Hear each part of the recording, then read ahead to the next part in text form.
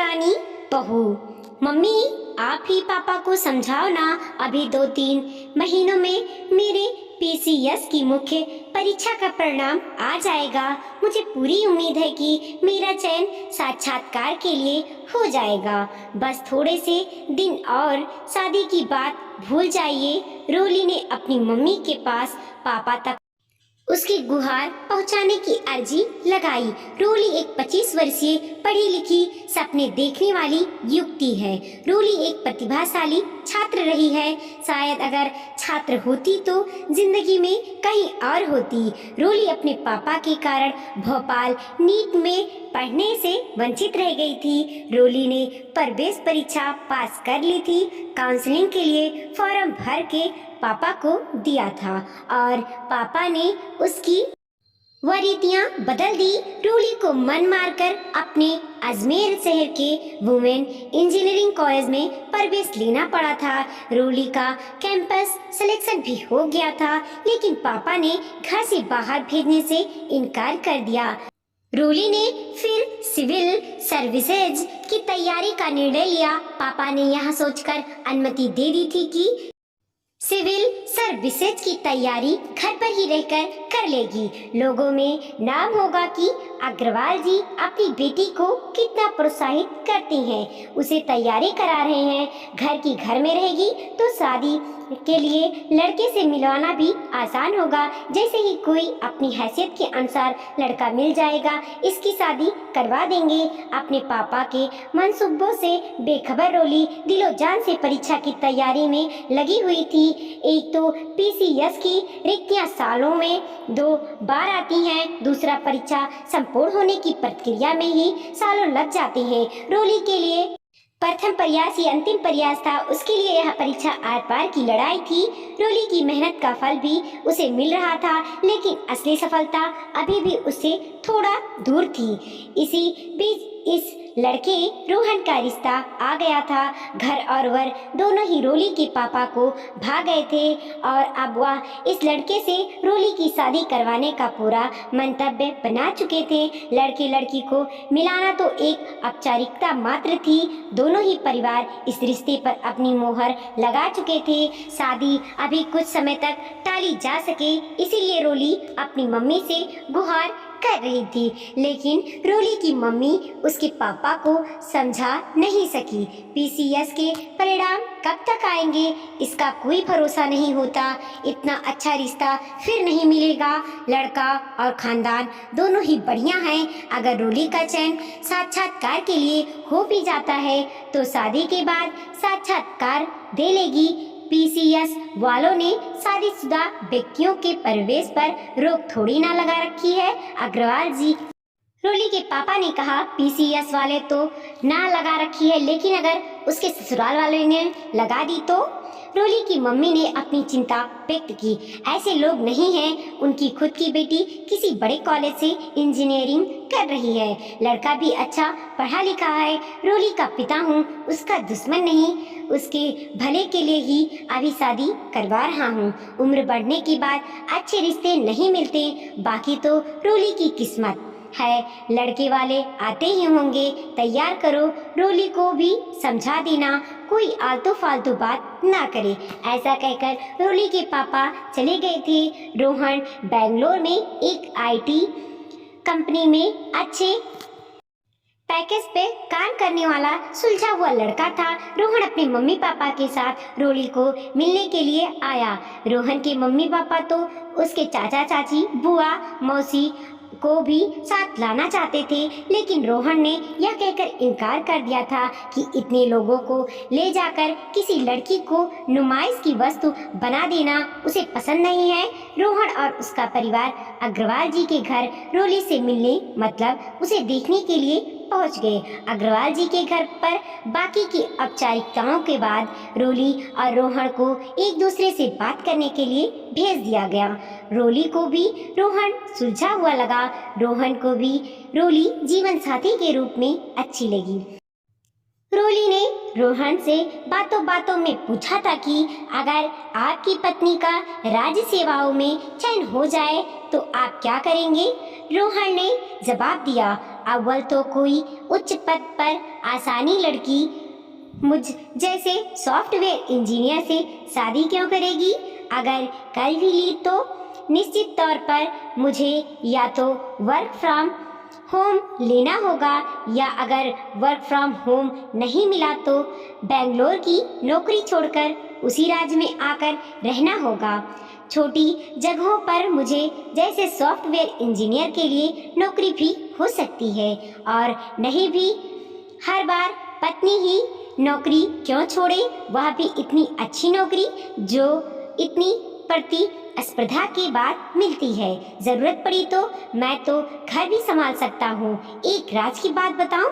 हाँ बताओ ना, रोली ने कहा। मैं तो खुद भी तैयारी करना चाहता था, लेकिन किताबों की इतनी लंबी लिस्ट देखकर डर गया था। सही में इस परीक्षा को उत्तीर्ण करने वाले लोग किसी दूसरे ग्रह के ही प्राणी होते होंगे।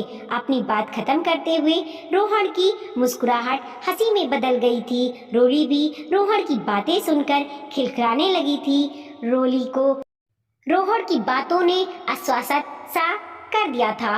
दोनों के घर वालों ने 2 महीने के अंदर रोली और रोहन का विवाह भी करवा दिया था। शादी के 15 दिन बाद ही रोली रोहन के साथ बेंगलोर आ गई थी। बेंगलोर आए रोली और रोहन को 15 दिन ही हुए थे कि रोली का पीसीएस का परिणाम आ गया। रोली का इंटरव्यू कॉल हो गया था। खुशी के मारे रोली के पांव जमीन पर नहीं पड़ रहे थे। उसने रोहन को अपने परिणाम के बारे में बताया। रोहन को आश्चर्य के साथ खुशी भी हुई। उसने कहा, तुम तो बड़ी छुपी रुस्तम निकली, लेकिन अभी मेरे मम्मी पापा को अपने रिजल्ट के बारे में मत बताना। रोली ने पूछा, क्यों? उन्हें बताना जरूरी है, उन्हें भी तो अपनी बहू की उपलब्धि जानकर खुशी होगी। रोहन ने समझाते हुए कहा, जब तुम अंतिम रूप से चयनित हो जाओ तब बताएंगे, नहीं तो अभी से सब तुमसे उम्मीद लगा लेंगे। उम्मीदें टूटे तो बहुत बुरा लगता है ना? रोली ने कहा, कह तो ठीक ही रहे हो। रोहन ने रोली को तो अपनी बातों से बहला लिया था। अभी किसी भी प्रकार का तनाव रोली के इंटरव्यू की तैयारी में बाधा डाल सकता था। रोहन जानता था कि उसके मम्मी पापा चाहे प्रगतिशील होने का लाभ दुहाई दें, लेकिन अभी भी उन्हें यह मान्य नहीं होता कि बहू की नौकरी के लिए बेटा नौकरी छोड़े या वर्क फ्रॉम होम करे। उनके अनुसार तो वर्क फ्रॉम होम का मतलब हाउस हस्बैंड बनना था। बेटा घर पर रहकर घर की देखभाल करे और बहू बाहर जाकर काम करे, यह तो उन्हें कतई स्वीकार नहीं था। यह तो धारा को विपरीत दिशा में मोड़ने की बात थी। उनका नजरिया भी तो उनके परिवेश, समाज और कंडीशनिंग के आधार पर बना था। अगर अभी उन्हें रोली के चयन के बारे में पता चले तो शायद वह उसको इंटरव्यू ही ना देने दे। बहू का पद बेटे के पद से बड़ा उन्हें किसी भी कीमत पर स्वीकार्य नहीं होगा। बहू का दर्जा बड़ा हो गया तो बहू के परिवार वालों का दर्जा भी बड़ा हो जाएगा। फिर लड़के होने का अहंकार और श्रेष्ठता का क्या होगा?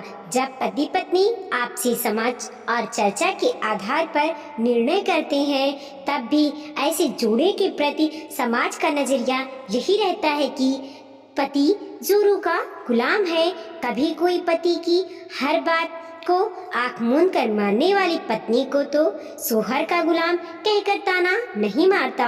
हमारा नजरिया ही ऐसा बन गया है कि गुलामी, चुप्पी, सिर्फ कर्तव्यों का पालन करना ही संस्कारी और अच्छी महिला का होने का अर्थ मानते हैं। खैर, आगे जो होगा देखा जाएगा, लेकिन अभी तो रोली को पूरी तरीके से तनाव रहित रखना होगा ताकि वह अच्छे से तैयारी कर सके।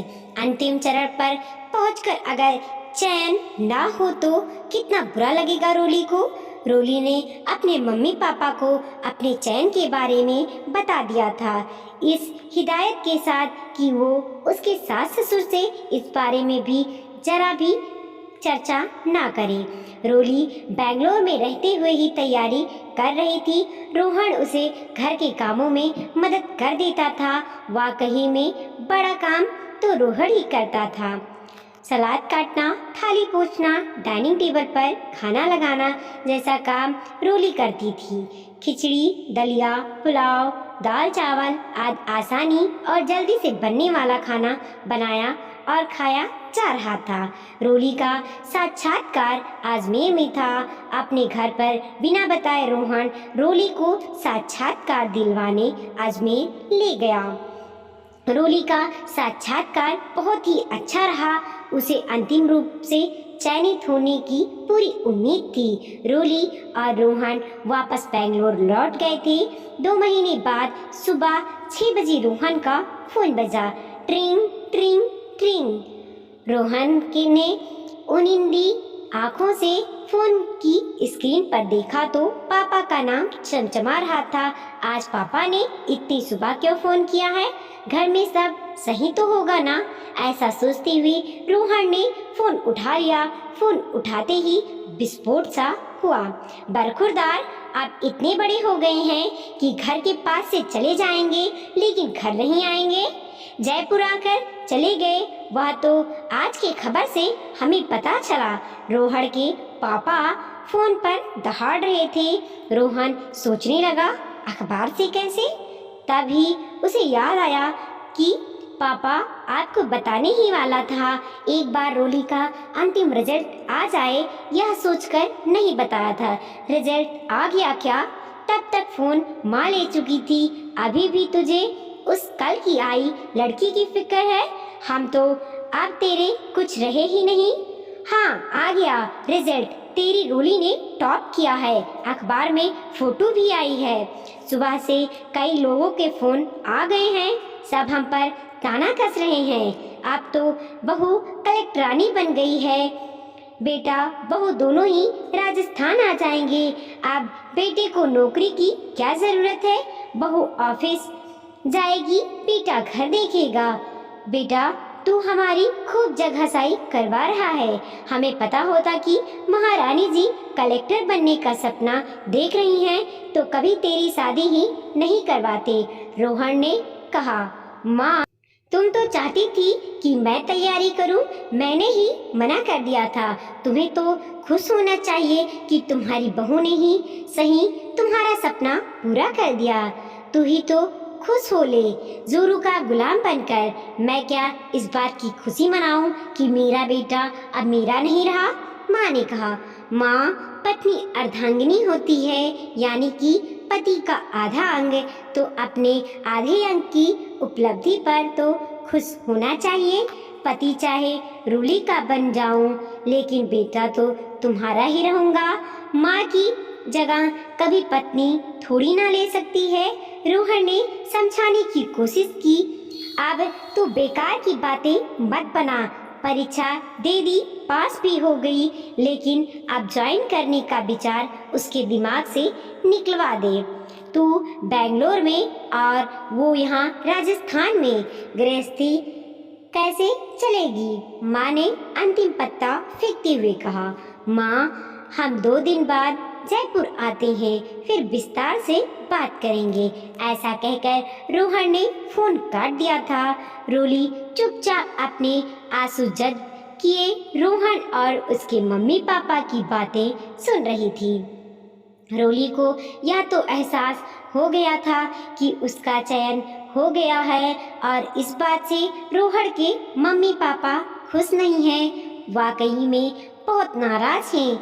आंखों में आंसू भरे हुए रोली ने रोंदे गले से कहा, रोहन इसे यहीं खत्म करते हैं। आप मेरे लिए वह कर रहे हो जो मेरे पापा ने भी नहीं किया।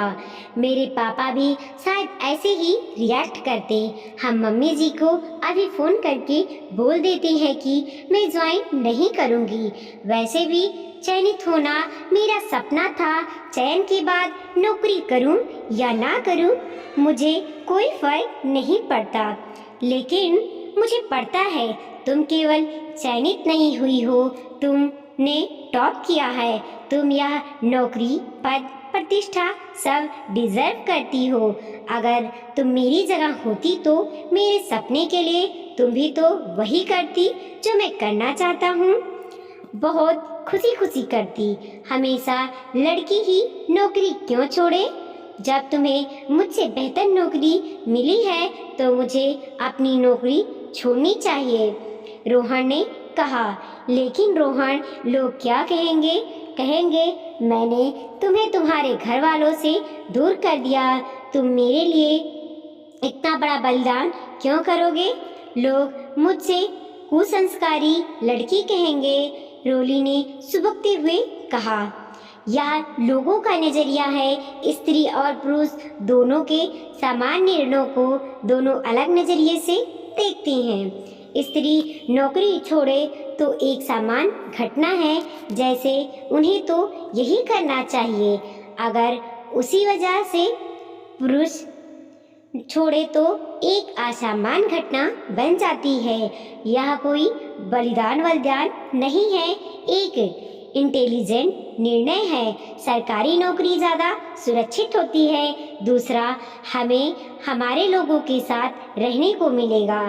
तुम मुझे मेरे घर वाले से अलग नहीं कर रही हो, बल्कि उनकी खुद की संकीर्ण सोच और नज़रिए उन्हें हमसे दूर करा रहा है। धीरे धीरे वो समझ जाएंगे कि उनका बेटा सही कह रहा है। रोहन ने समझाने की कोशिश की। लड़की को बाहर काम करने की अनुमति मात्र मिल जाए। हम लड़कियों के लिए तो उतना ही काफी होता है। तुम्हारी बातें तो पता नहीं किस स्तर की हैं। रोली ने अपनी बड़ी बड़ी आंखों को और बड़ा करते हुए कहा। हम केवल नारों में स्त्री पुरुष समानता की बात करते हैं। वास्तविक धरातल पर तो बहुत कुछ किए जाने की जरूरत है। लोगों के नजरिए को बदलने की जरूरत है। लड़की को अनुमति क्यों मांगनी पड़े? अनुमति अगर मांगनी पड़ती है तो उसका अर्थ ही यह है कि लड़की पर हम अपना एक अधिकार मानते हैं। लड़की जब बाहरी परिवेश से प्रभावित हुए बिना अपना निर्णय लेगी तब ही सशक्ति होगी। मैं कोई महान कार्य नहीं कर रहा हूँ। अगर कल को मुझे तुमसे बढ़िया पद मिल जाए तो तुम भी वही करना जो अभी मैं कर रहा हूँ, रोहन ने कहा। मैंने तो कभी इस पर गौर ही नहीं किया। मैं तो यही सोचती थी कि घर तो पूरी तरीके से लड़की की जिम्मेदारी है, लड़का चाहे तो मदद कर सकता है, रोली ने कहा। इसी सोच के कारण तो हर कामकाजी महिला से यही प्रश्न पूछा जाता है कि आप अपने घर और काम में तालमेल कैसे बिठाती हैं। कभी किसी पुरुष से तो यह पूछा नहीं जाता। उसके बाद भी स्त्री समानता का ढोल पीटती हैं, रोहन ने कहा। तुम सही में ही फारसी हो, रोली ने रोहन के गले लगते हुए कहा। चलो अब रेडी हो जाओ। मेरी अर्धांगिनी ने PCS टॉप किया है, सेलिब्रेशन तो बनता ही है। मेरे आधे अंग की उपलब्धि मेरी ही तो उपलब्धि हुई, रोहन ने रोली का माथा चूमते हुए कहा। वीडियो को लाइक कीजिए, कमेंट कीजिए और अपने दोस्तों के साथ जरूर शेयर कीजिए। चैनल पे नए हैं तो प्लीज़ सब्सक्राइब कीजिए और देखते रहिए मोटिवेशनल स्टोरी।